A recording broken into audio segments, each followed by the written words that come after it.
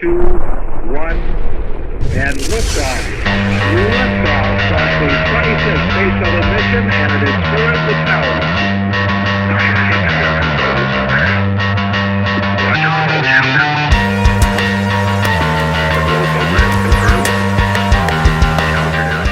Welcome to the second segment and first video of the Work Pervert series. In this video, we're going to discuss the proper techniques of jumping. To start, jumping is a movement in which you propel yourself through the air along a ballistic trajectory. It's a combined effort of the entire body. Just about every muscle in the body is being strained, including your shoulders and arms.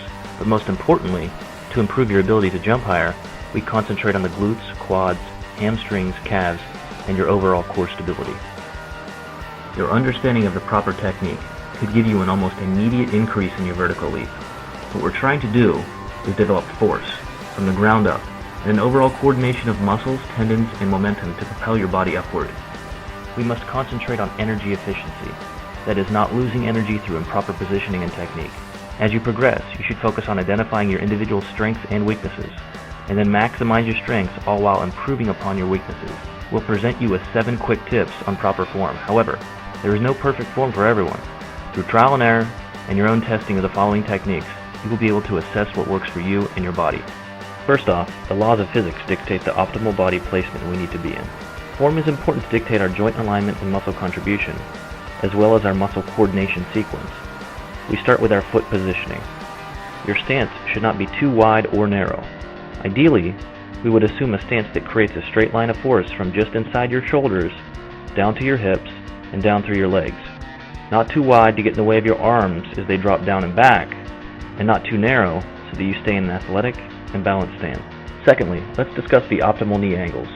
Your optimal knee angle is important to address the energy stored in your quads. Based on science, your knee angle should be between 90 and 120 degrees. You should practice and see what the proper knee angle is for you. Try many angles and see which one gives you the best performance, and then continue to use it. Next, and often overlooked, is the hip flexion point. Here we want to increase the strength contribution of your glutes and hamstrings.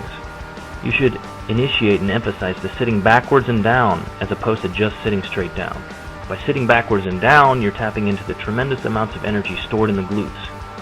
When you do this, you should feel the glutes and hamstrings under stress. Tip number 4 is that you should jump faster to jump higher. Let's illustrate what that means. For example, if you take a ball and throw it at the ground as hard as you can, the ball will bounce higher than if you simply dropped it. The same concept holds for your ability to leap. It's the speed of descent that's important here. The energy you harness by quickly dropping will enhance the possible energy you can convert into jumping power. To further illustrate this point, eccentric action is the entire counter movement phase downward. Greater eccentric force velocity allows our muscles and tendons to store more elastic energy, and the greater the eccentric energy we store, the more potential energy is available to contribute to our force transfer. The inverse to eccentric action is concentric action. This is the action used to propel the body upward.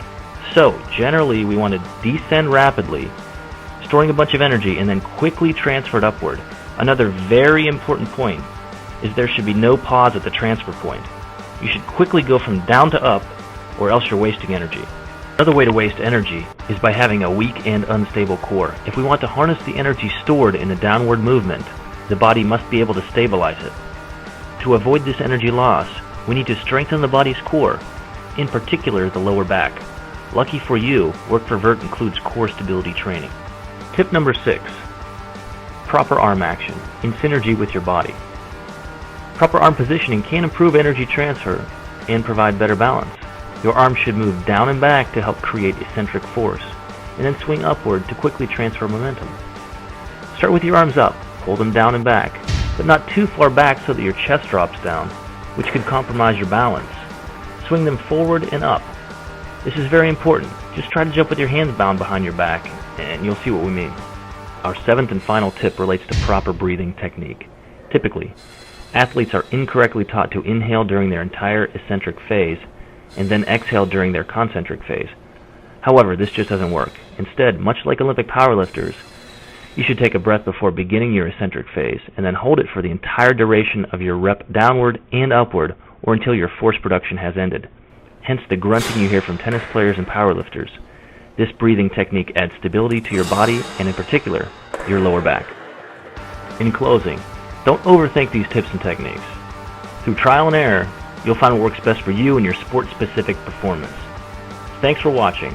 Now you should be ready to move on to the nutrition, health, and wellness video.